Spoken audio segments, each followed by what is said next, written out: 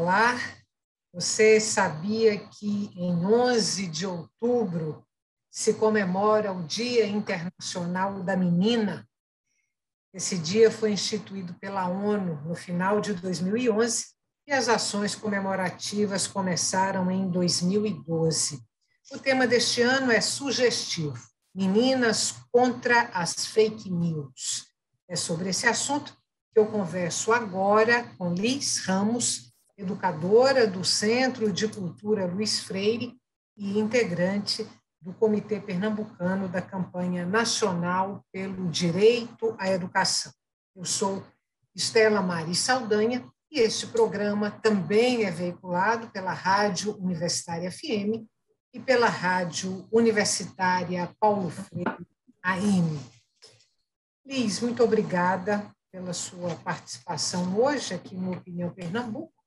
E a primeira coisa que eu quero saber de você é por que instituir o Dia Internacional da Menina. Olá, Estela, muito um prazer estar aqui com você, nesse programa que é um programa tão importante na vida dos pernambucanos, há tanto tempo se mantendo, trazendo atualidades e as pessoas de Pernambuco. Então, esse assunto das meninas, do Dia Internacional das Meninas, que ainda é relativamente pouco conhecido no Brasil, mas é uma coisa que tem preocupado muito as organizações das Nações Unidas, Unicef, Unesco, e uma série de outras, a ONU para Mulheres e tal, porque ela reforça a necessidade da gente continuar lutando, continuar se mobilizando, continuar pressionando para políticas de qualidade de vida das meninas, políticas educacionais, políticas de saúde, políticas de lazer, de cultura, voltados para as meninas. Há toda uma preocupação recente, né, nos últimos tempos, com o crescente fundamentalismo, né, em diversos países, aqui no Brasil, aquele conservadorismo que é um movimento, um pensamento conservador que fica tentando colocar as mulheres num lugar secundário na vida das pessoas. Isso atinge diretamente as meninas. São as meninas que são sobrecarregadas pelo trabalho doméstico, por ajudar a família, são as meninas que são as maiores vítimas da violência, do abuso e exploração sexual, as meninas que são vítimas de uma série de pequenas e grandes violências, né? E de uma falta de políticas para as meninas. Por exemplo, recentemente a gente está acompanhando o debate sobre a pobreza menstrual, né? Muitas meninas nesse país estão vivendo uma situação de pobreza, de crescente pobreza, inclusive com a pandemia isso cresceu muito, e onde as famílias estão vivendo com a situação de limites de recursos enormes. E tem se discutido, por exemplo, uma coisa que só diz respeito às mulheres, né? Às meninas e às mulheres, que é a menstruação, né? Então, quando a gente considera um país que está colocando tamanha discussão sobre políticas específicas para meninas e para as mulheres, a gente sente que realmente precisa ter um dia, uma data para marcar a necessidade dos direitos das mulheres serem mantidos desde a infância. Alice, eu vou depois querer voltar a esse ponto que você trouxe, esse ponto da pobreza menstrual, mas antes dele eu quero ver com você aqui uma coisa.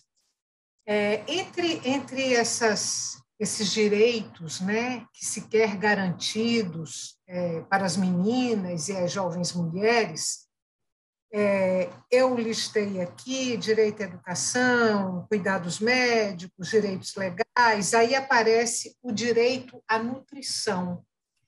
E eu queria trazer especificamente esse direito, pedir para você comentar, porque a Folha de São Paulo acaba de divulgar uma pesquisa em que mostra uma situação brasileira muito preocupante. São dados da Rede Brasileira de Pesquisa em Soberania e Segurança Alimentar e Nutricional.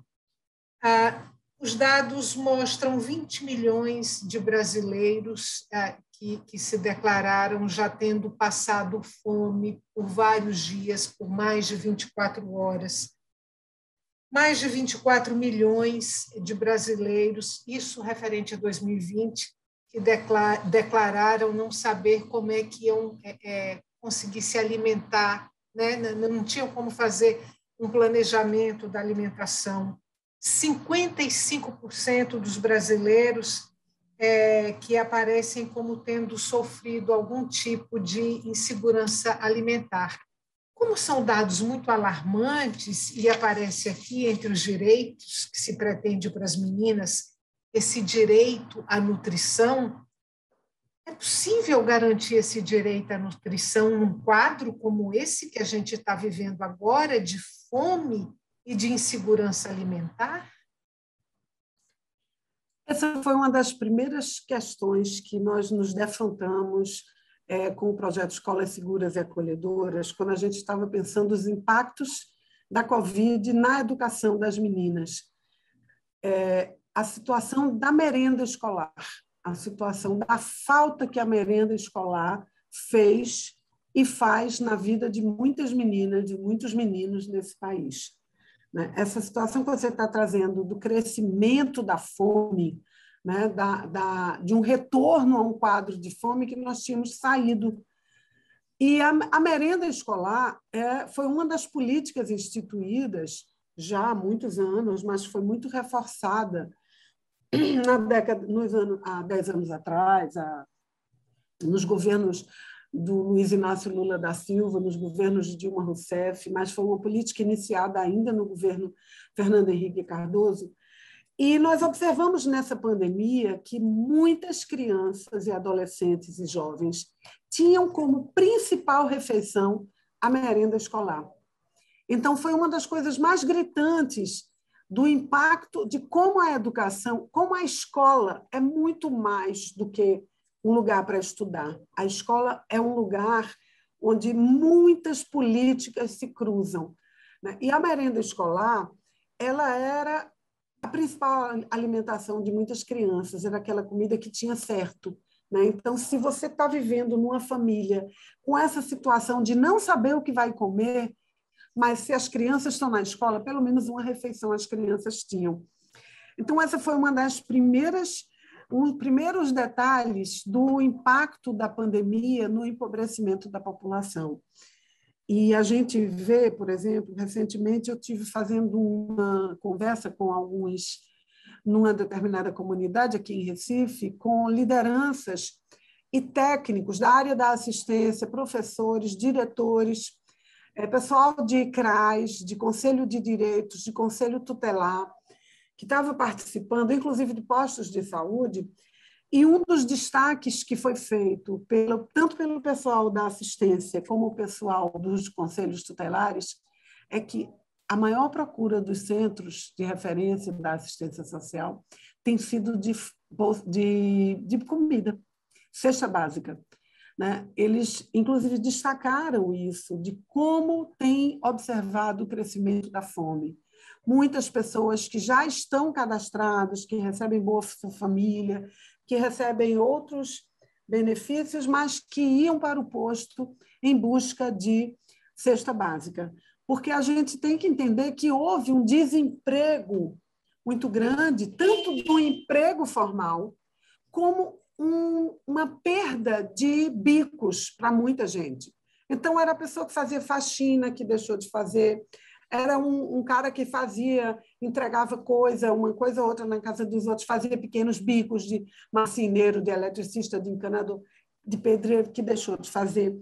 Então, a sociedade, principalmente a população mais pobre, realmente está vivendo uma situação de pobreza alimentar, uma situação de insegurança alimentar.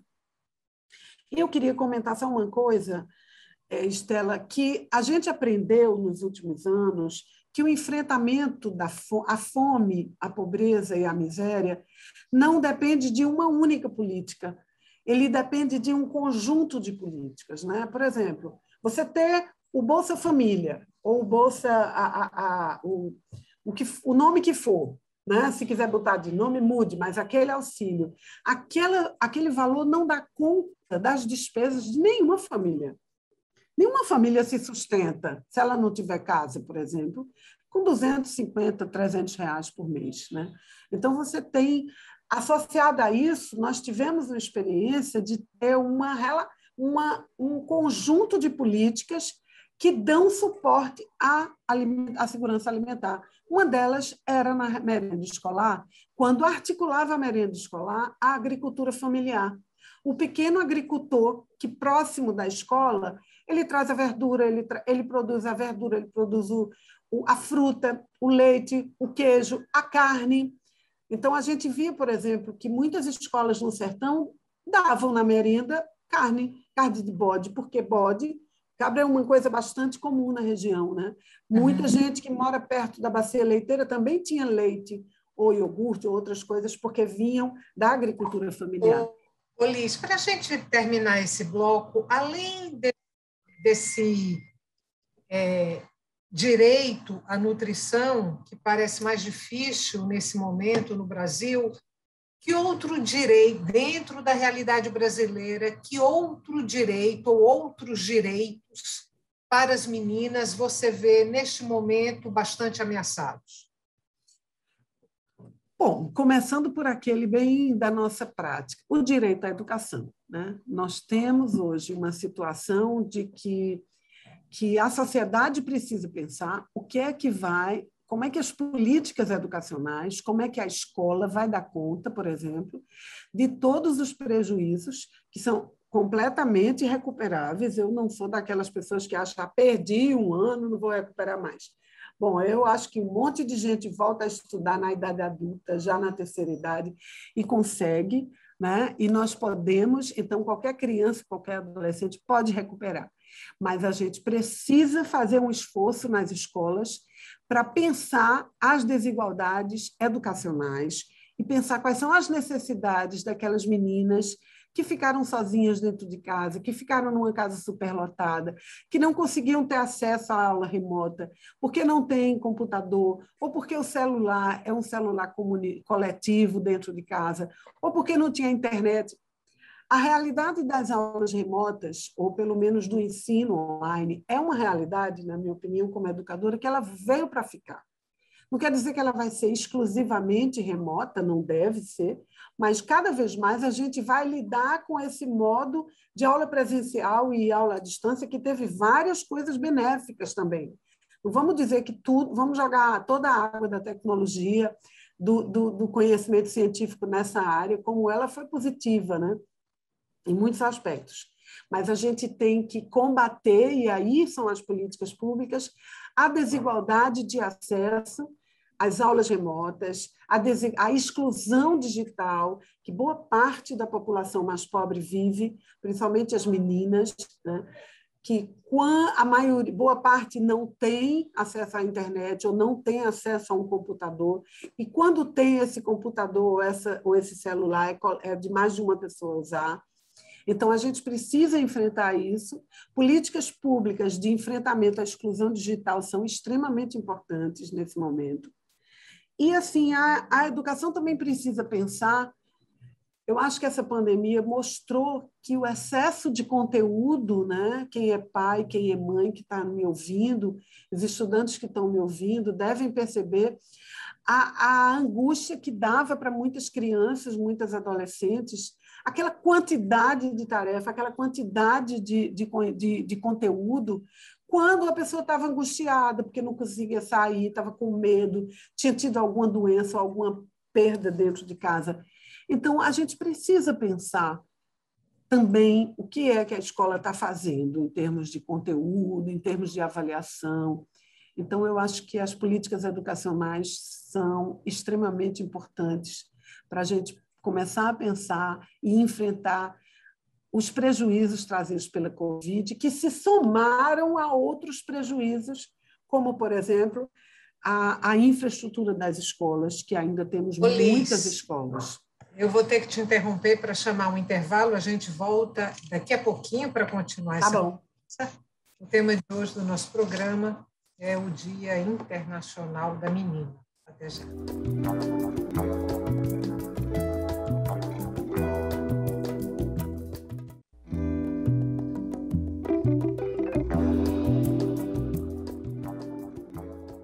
Estamos de volta para o segundo e último bloco do Opinião Pernambuco. O tema de hoje no nosso programa é o Dia Internacional da Menina, instituído pela ONU.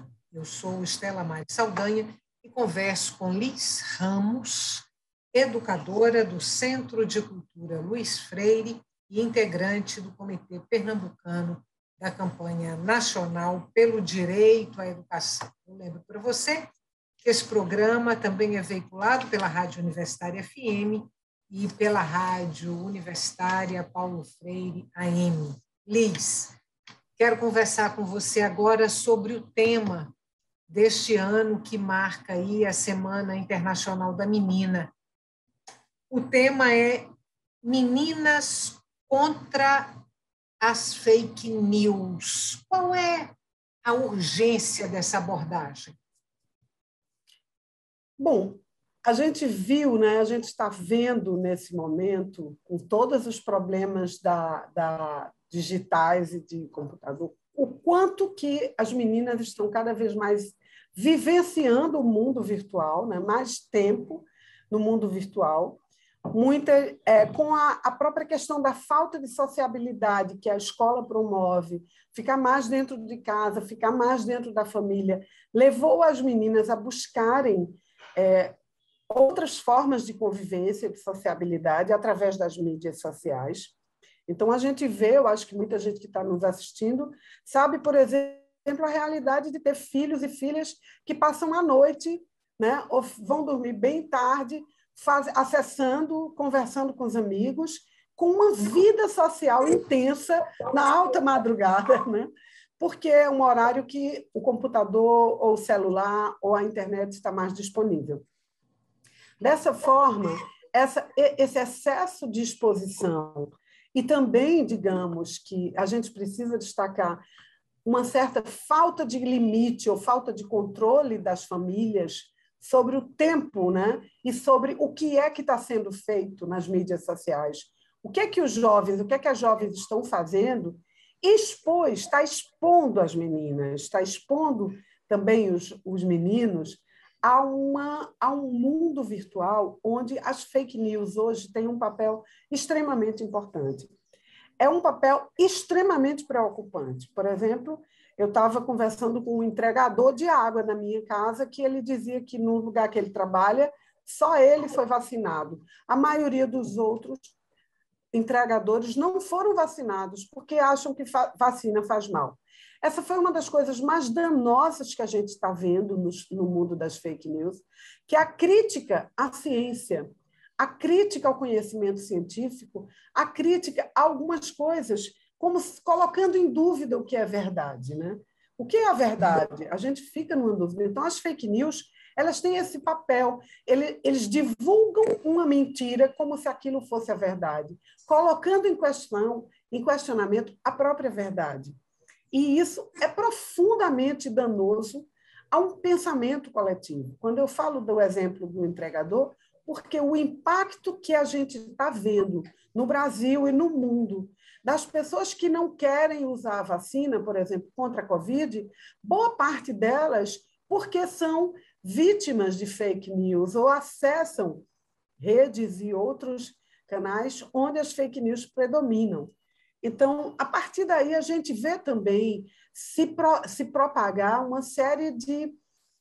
Eu vou usar uma expressão, é como se fossem antidireitos. Então, é normal a menina ser submissa ao menino, é normal ela ter um papel diferenciado na vida, ela deixa de pensar e de se comunicar com pessoas que vão fortalecer a autoestima dela, fortalecer o fato dela ser mulher, valorizar o fato dela ser mulher. Ao contrário, as fake news estão indo no sentido de desmontar todas essas coisas, colocar, inclusive, responsabilidades nos direitos adquiridos como responsáveis pela violência que as mulheres estão sendo vítimas. Então, as fake news têm um impacto profundamente na vida da sociedade e, sobretudo, na vida das meninas que estão extremamente muito expostas ao mundo virtual e às fake news. Você estava colocando essas questões aí agora, e eu pensando que nesse universo das fake news, se existe uma orquestração, um movimento deliberado de desinformação e informações falsas em relação ao feminismo, por exemplo. E se existe, de que forma isso impacta o universo das meninas? Profundamente. Por exemplo, a questão da violência contra a mulher é muito comum a gente reforçaram-se argumentos como levou porrada porque ela provocou, foi abusada porque estava usando uma roupa muito provocante, muito exibida, deixando partes do corpo expostas.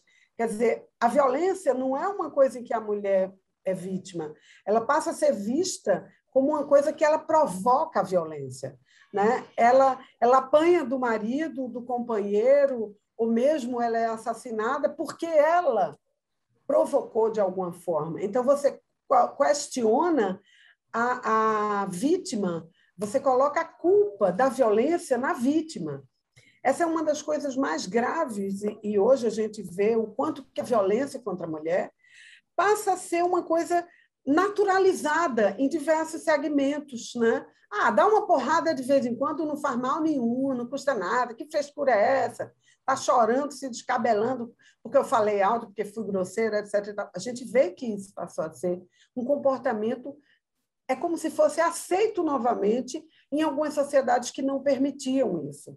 Do ponto de vista, por exemplo, do mercado de trabalho, isso está sendo profundamente danoso, né? Profundamente grave o impacto sobre o salário das mulheres, sobre o emprego das mulheres, né? Por exemplo, uma mulher jovem hoje, ela passou a ser naturalizadamente aceito que ela não tem direito ao emprego se ela concorre com um homem, porque ela pode engravidar. Se ela engravidar, ela vai começar a ter motivos para vai ter a licença maternidade. Quer dizer, o que a gente vinha num processo de reconhecer um direito das mulheres à licença maternidade, um direito assim, a ter um tempo mais dedicado à sua família, à sua criança e tal, passou a ser um argumento para a mulher não ter condições de concorrer para os empregos da mesma forma que os homens.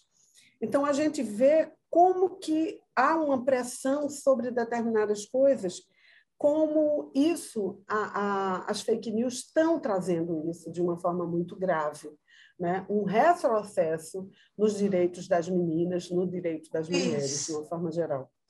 Eu quero voltar para aquele ponto que você trouxe lá no nosso primeiro bloco, que é o da pobreza menstrual, e aí eu quero trazer números do relatório do Fundo das Nações Unidas para a Infância, relatório do Unicef, sobre a pobreza menstrual vivida pelas meninas brasileiras. Esse relatório diz que 713 mil meninas no Brasil não têm acesso a banheiro ou chuveiro em seus domicílios, e mais de 4 milhões não têm acesso a itens mínimos de cuidados menstruais nas escolas.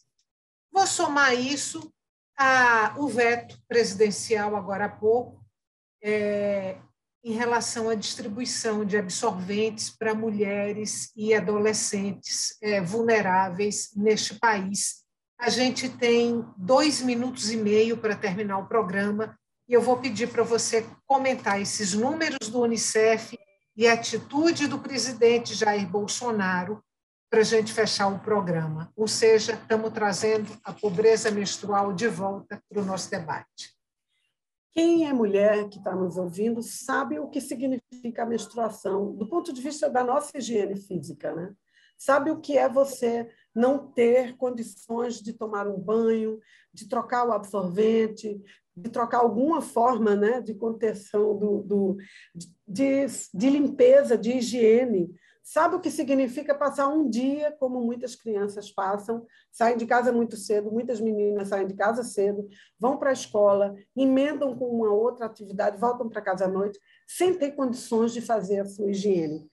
Então, essa situação das meninas que não têm banheiro dentro de casa, se a gente pensa hoje no Nordeste, é muito maior o problema. E se a gente pensa, quando a gente pensa as 4 milhões, cerca de 4 milhões de meninas sem acesso a água, banheiro, na escola, imagine que, vocês devem ter acompanhado algumas pessoas, há uma situação de uma pesquisa do TCE sobre a situação de infraestrutura das escolas em Pernambuco, onde muitas escolas não só não têm banheiro, ou não têm água. Então, isso significa um problema muito grande para as mulheres, porque esse é um problema de higiene, mas isso é um problema que pode acarretar outros problemas, infecções, inflamações, etc. e tal. Quando o presidente faz um veto desse, só mostra a falta de sensibilidade, a misoginia, que é aquele preconceito contra as mulheres, né? O ódio às mulheres, porque as mulheres sabem o que isso significa, mas um homem que se nega a reconhecer que, com o empobrecimento das famílias, milhares de famílias não têm condições de gastar com o absorvente, não têm condições de gastar com a higiene necessária no momento da menstruação. São necessárias políticas públicas, é necessário o Estado, isso é constitucional, interceder para diminuir a desigualdade entre as pessoas. Então, políticas públicas de enfrentamento à pobreza menstrual é um direito da população mais pobre nesse país, é uma política de Estado. Por isso que é mais grave esse veto, e nós, mulheres, temos que continuar enfrentando essa questão e lutando pelo direito das meninas à higiene no momento da menstruação. Liz, muito obrigada. Volte outras vezes para o Estou à vontade, estou à disposição. Muito obrigada. Obrigada também. Boa tarde, boa noite, bom dia para todos que estão nos ouvindo.